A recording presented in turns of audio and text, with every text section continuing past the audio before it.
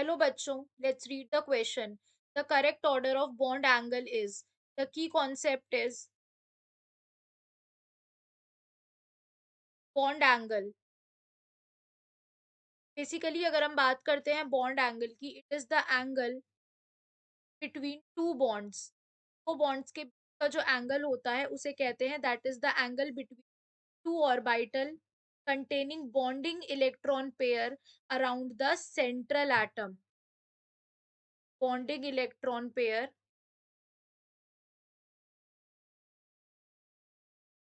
Around the central atom. अब यहाँ पर हमें बताना है कि करेक्ट ऑर्डर क्या होगा बॉन्ड पेयर का। बेसिकली यहाँ पर क्या है, हमें सेट ऑफ हेलाइड दे रखे हैं, ठीक है। यहाँ पर फ्लोरीन से आयोडीन को अगर हम देखें तो इलेक्ट्रोनेगेटिविटी तो होती है from fluorine, chlorine, bromine, iodine. जो इलेक्ट्रोनेगेटिविटी होती है वो ग्रुप में क्या करती है, डिक्रीज करती है,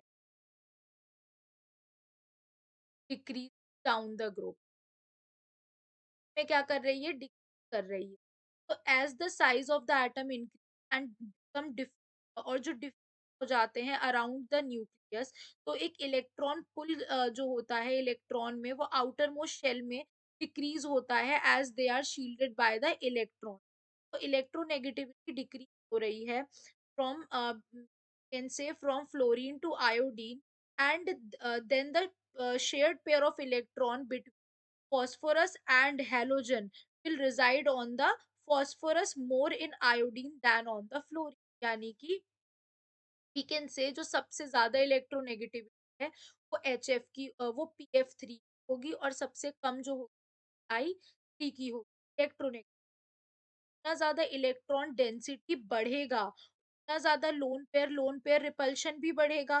तो जितना ज्यादा रिपल्शन होगा उतना ज्यादा बॉन्ड एंगल होगा। मोर द रिपल्शन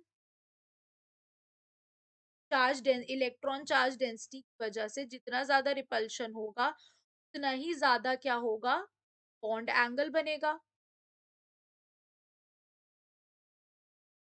ये क्या होता है, जैसे हम ऊपर से नीचे आ रहे हैं इलेक्ट्रोनेगेटिविटी हो रही है, और तो हमारी इलेक्ट्रॉन डेंसिटी है फास्फोरस की वो ज्यादा होती जा रही है, will be the lone pair repulsion की वजह से। तो इस वजह से हम ये कह सकते हैं बॉन्ड एंगल जो होगा पी एफ थ्री का सबसे कम होगा और पी आई थ्री का सबसे ज्यादा होगा। तो हमारा करेक्ट आंसर क्या हो जाएगा, ऑप्शन ए। तो we can say that A the right answer. Hope you guys understand. Thank you.